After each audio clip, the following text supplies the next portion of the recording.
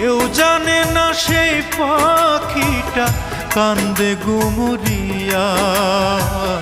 গত পরশু পর হইয়াছে আমার দরদিয়া, গত পরশু পর হইয়াছে আমার দরদিয়া।